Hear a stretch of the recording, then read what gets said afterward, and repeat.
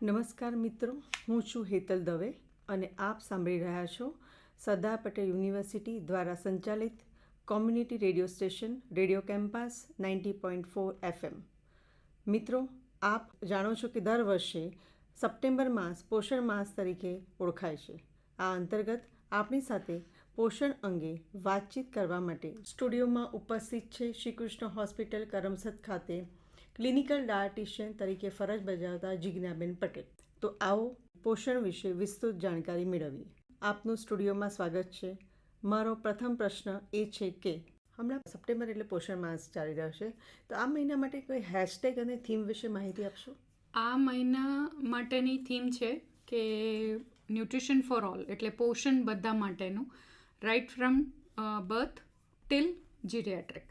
અને એમાં અમુક વસ્તુને લોકોએ વધારે પડતી ફોકસ આપી છે, જેવું કે એનિમિયા છે, છોકરીઓમાં લોહીની ખામી હોવી, અને બીજું આવે છે કોમ્પ્લિમેન્ટરી ફીડિંગ, જે બાળકોને આપણે 6 મહિના પછીથી શરૂ કરવાનું આવે છે, પણ વર્કિંગ વિમેન્સ એ લોકો બધા અગાઉથી સ્ટાર્ટ કરી દે, તો એટલું જે લેક્ટેટિંગ વિમેનમાં માતામાંથી જેટલું ખોરાકને પોષણ એને મળવું જોઈએ એ મળતું નથી, એને પ્રિવેન્ટ કરવાનું.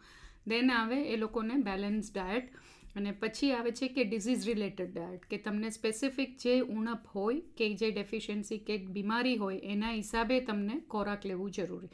સો ધીસ મંથ આખું ફોકસ કરે છે બધી ડિઝીઝ માટેનું, અને પ્લસ એ લોકો હવે એવી રીતે નોમ કરે છે કે તમારું it should be on environmental friendly, એટલે અમે એવી રીતે કોન્સન્ટ્રેટ કરે કે જે સિઝનલી અવેલેબલ હોય એવા ખોરાક લેવા જરૂરી, તાકે એન્વાયરમેન્ટ પર બી વધારે બળ ના પડે એન્ડ દેટ રિમેન્સ સેફ, એ સચવાઈ રહે તો આગળની પેઢી માટે મદદરૂપ રહે. એટલે this is the nutrition theme for 2024, કે ન્યુટ્રિશન ફોર ઓલ. ખૂબ સરસ વાત કરી જીજ્ઞા મેમ. હવે આપ જણાવશો કે આપણા રોજિંદા જીવનમાં પોષણનું મહત્ત્વ શું છે? એ રીતે જોવા જઈએ તો બધી રીતે પોષણનું મહત્ત્વ છે. એક કે આપણે સ્વસ્થ કેવી રીતે રહેવું એ મહત્ત્વનું છે. સ્વસ્થ રહેવું એટલા માટે છે કે આપણાને બીજી બીમારીઓ ના થાય.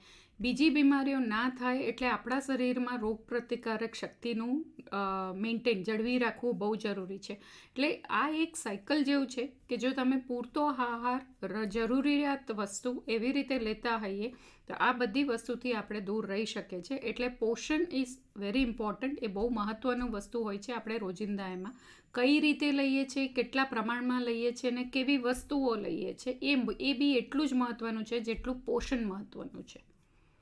આજકાલ દરેક લોકો ખૂબ જ બિઝી હોય છે, એમની લાઈફ સ્ટાઈલ ખૂબ બિઝી હોય છે, એટલે ઝડપી અને સરળ ભોજનનું આયોજનની કેટલીક તકનીકો બતાવી શકશો? આ સ્પેસિફિકલી આપણે કહેવા જઈએ તો વર્કિંગ વિમેન્સ માટે, યા માતાઓ આપણે કહેતા હોઈએ, એ લોકો માટે મહત્ત્વનું હોય છે, કારણ કે એ પોતાનું ધ્યાન બી એટલું નથી રાખી શકતા બિહાઇન્ડ, કે એ લોકો કામ કરતા હોય, વર્કિંગ હોય, એમનું ફેમિલી મોટું હોય, કે પછી ઇનલોઝના ટેક કેર કરવાના હોય, કિડ્સના ટેક કેર.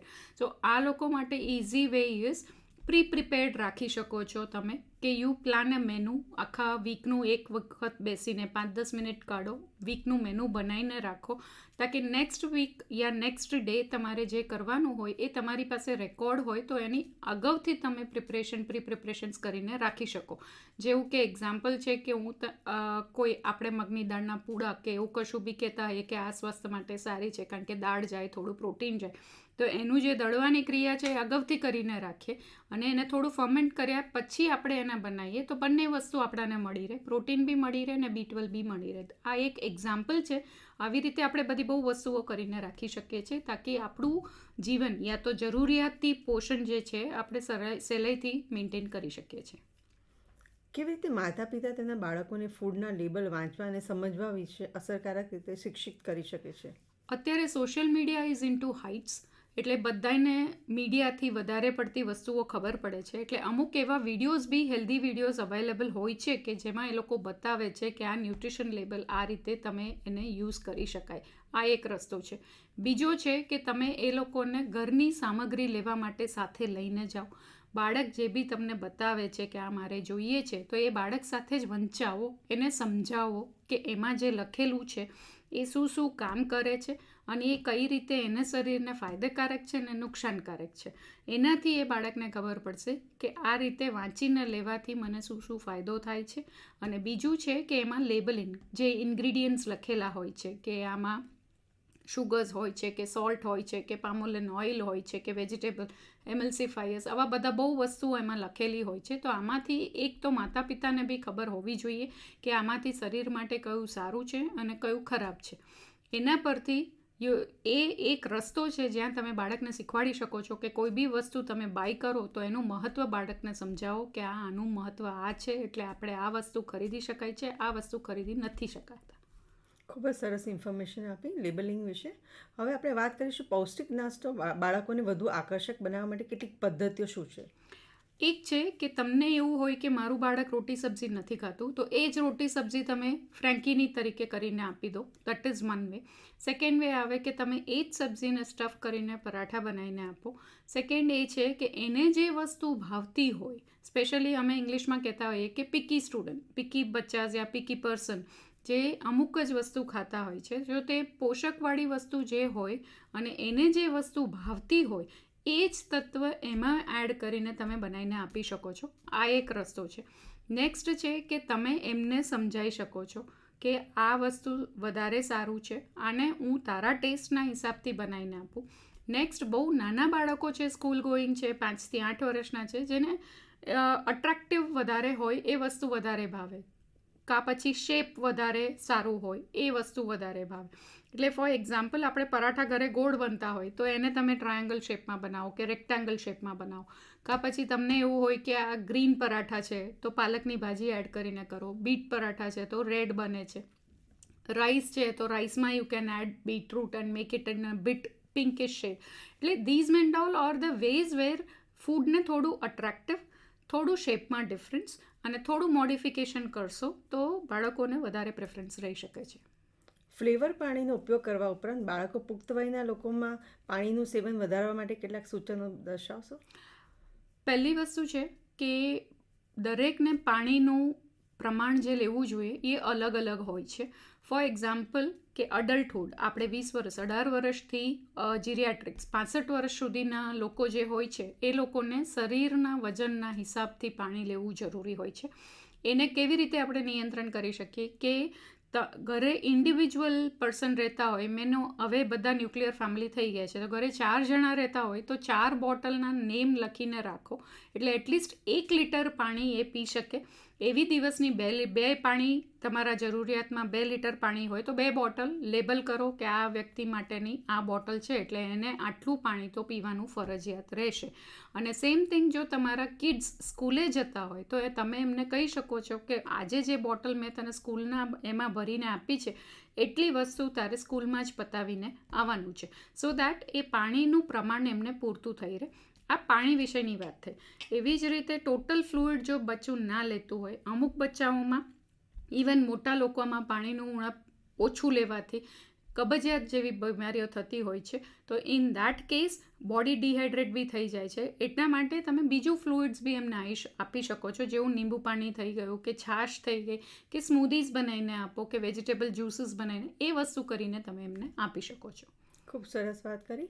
હવે નવી વેરાયટી રસોઈની બનાવવા સિવાય જે લોકો ખાવામાં બહુ ચૂઝી છે એમના માટે કેટલીક સ્ટ્રેટેજીઝ બતાવશો?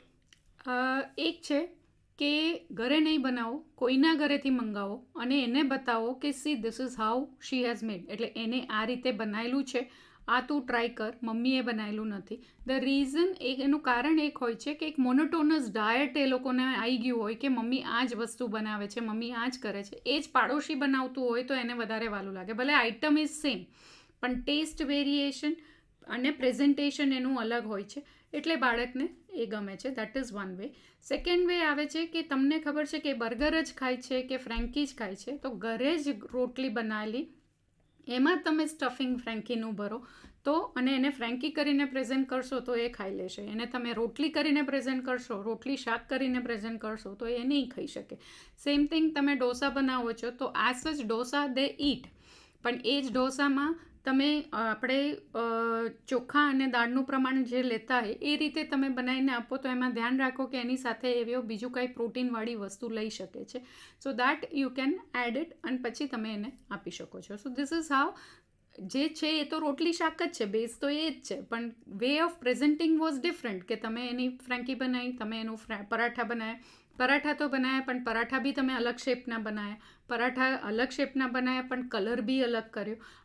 આર્ટિફિશિયલ કલર્સ યુઝ નહીં કરો, પણ જે આપણે શાકભાજીમાંથી જે કલર્સ જેવું પાલક છે, બીટ છે કે હળદર છે, યલો, ગ્રીન ને રેડ તો આપણાથી પોસિબલ છે જ, તો that we can do, or else white, keep it plain. એ રીતે we can make it and give. Jignaben, હવે જણાવશો કે ચોક્કસ ફળો અને શાકભાજી છે જેને ખાસ કરીને ઝડપી રીતે કેવી રીતે તૈયાર કરી શકાય અને એને સંગ્રહ કેવી રીતે કરી શકાય? ફર્સ્ટ થિંગ કે હું સંગ્રહ કરવામાં માનતી નથી, કારણ કે એ ફ્રેશ લો એટલું વધારે સારું. પણ અત્યારે જે માર્કેટ્સમાં અવેલેબલ છે ફૂલ ઓફ પેસ્ટિસાઇડ્સ, એટલે રિલાયબિલિટી આપણા તરફથી ઓછી હોય છે. સો ઇન દેટ કેસ હવે વોશિંગ ટેબ્લેટ્સ આર અવેલેબલ, જે તમે પાણીમાં નાખી દો અને એની સાથે તમે શાકભાજી નાખી દેશો તો it is cleaned properly. Again reliability એટલે સસ્તીવાળી નહીં લો, જે બ્રાન્ડેડ FSSAI ISI માર્ગાવાળું હોય એ વસ્તુ લો which is safe for you. Or else કે ટેબ્લેટ્સ બહુ મોંઘી આવે છે, અમે અફોર્ડ ના કરી શકીએ, તો સિમ્પલ રસો રેગ્યુલર પાણીમાં મીઠું નાખીને એ વસ્તુ તમે થોડી વાર માટે પલાળી રાખશો એટલે it is cleaned and wash it properly, પછી આપણે યુઝ કરી શકાય છે. અને સેકન્ડ થિંગ કે તમે ફ્રેશલી અવેલેબલ અને સિઝનલ ફૂડ્સ કે વેજીટેબલ્સ લો, ફ્રૂટ્સ કે વેજીટેબલ્સ, તો એ વધારે સારું છે. ઇન્સ્ટન્ટ ગોઈંગ કે જે ફ્રોઝન હોય એ લઈ લઈએ, કારણ કે એ ઇઝીલી અવેલેબલ છે. અને હવે તો you get everything ready to it, એટલે કે તમે બીન્સ છે, કઠોળ બી પલાળેલા તમને રેડી ટીનમાં અવેલેબલ છે, પણ એ ટીનમાં તમારું પ્રિઝર્વેટિવ્સ નાખેલા હોય છે, એમાં એમલ્સિફાયર્સ હોય છે જે શરીર માટે નુકસાનકારક છે. સો ઇન દેટ કેસ એક રસ્તો એ છે કે કઠોળ બધા અગાઉથી આપણે પલાળીને રાખીએ કે ક્યારેક આપણાને બનાવવાની જરૂર પડી તો પલાળેલા કઠોળ આપણી પાસે હોય તો આપણે બનાવી શકીએ છીએ. આ કઠોળના એક્ઝામ્પલ. પણ when we talk about fruits and vegetables, એ જ વસ્તુ આમાં બી હોય છે કે સ્લાઇસ કરેલા, શુગર સિરપમાં ડીપ કરેલા બધા ફ્રૂટ્સ અવેલેબલ હોય છે, જેમાં એક્સેસ શુગર્સ આપણે લઈએ છીએ અને એ શરીરને નુકસાનકારક જ છે કે જે જરૂર નથી ને તમે લો છો. એટલે એ રીતે ના લઈએ તો વધારે સારું. જ્યારે જરૂર પડે ત્યારે તમે ફ્રૂટ્સ સમારીને ખાઓ તો એ વધારે સારું. એને કટ કરીને મૂકી રાખશો તો બી એમાં માઇલાઇડ રિએક્શન, એવા રિએક્શન્સ થતા હોય છે જે શરીર માટે સારા નથી. તમે જાણો છો કે નાની ઉંમરે પણ હજુ છોકરાઓ બહાર ભણવા માટે જતા હોય છે, તેમને જમવાનું શું બનાવવું એ પ્રશ્ન રહેતો હોય છે, તો કે આવા કેટલાક શિખાઉ સ્તરના રસોઈના કાર્યો શું છે કે જે નાના બાળકોને પૌષ્ટિક આહારમાં તેમની રુચિ વધારવામાં મદદરૂપ થઈ શકે?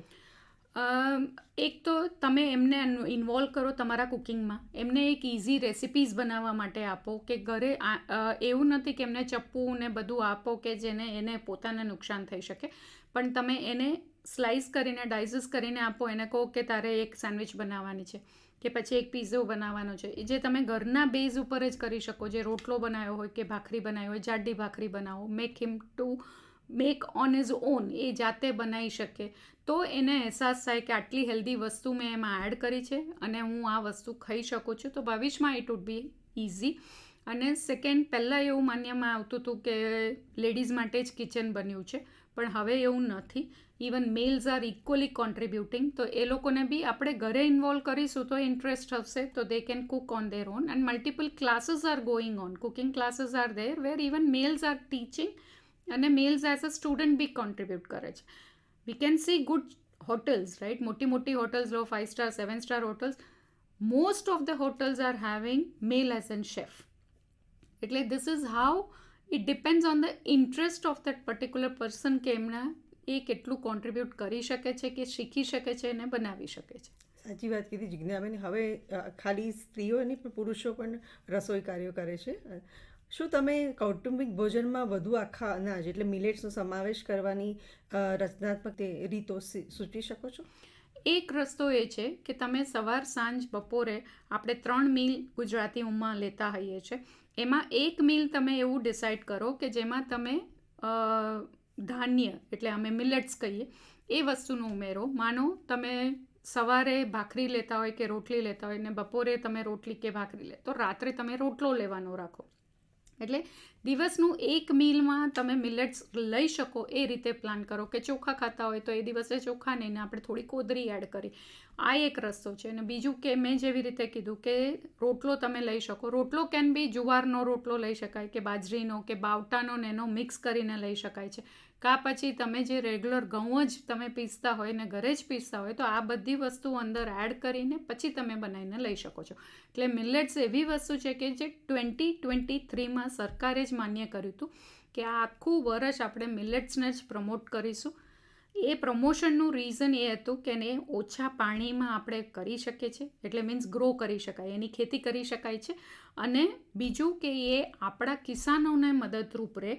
જો તમે મિલેટ્સ પર વધારે કોન્સન્ટ્રેટ કરો તો એને ફાયદો થાય. એના માટેનું 2023નું વર્ષ જે હતું એ મિલેટ્સ પર કોન્સન્ટ્રેટ કરીને ઉજવવામાં યા એન્કરેજ કરાવવામાં યા પબ્લિસિટી કરાવવામાં ગવર્મેન્ટે ડિક્લેર કરેલું. એમાં જેટલા મિલેટ્સ છે એ બધા તમે રોજિંદા ડાયટમાં એડ કરી શકો. એટલીસ્ટ 1 meal a day બી કરશો તો બી benefit is to the environment and the farmers and even for the health. Jignaben, આપણા શ્રોતાઓ માટે એક સંદેશ આપશો? બધા માટે એક કોમન કે પૂરું પોષક તત્વવાળું ખોરાક લેવાનું રાખો, નિયમિત કસરત કરવાનું રાખો. અમારા એમાં વી યુઝ ટુ સે HFSS એટલે હાઈ ફેટ સોલ્ટ શુગર, એટલે ચરબીવાળો ખોરાક, વધારે પડતા સોલ્ટવાળો અને વધારે પડતા ખાંડવાળો ખોરાક નહીં લેવો, પૂરતી ઊંઘ લેવી અને માનસિક તણાવથી દૂર રહેવાની કોશિશ કરવા માટે એટલીસ્ટ 10 મિનિટનું મેડિટેશન, 5થી 10 મિનિટનું મેડિટેશન કરવાની કોશિશ કરવી.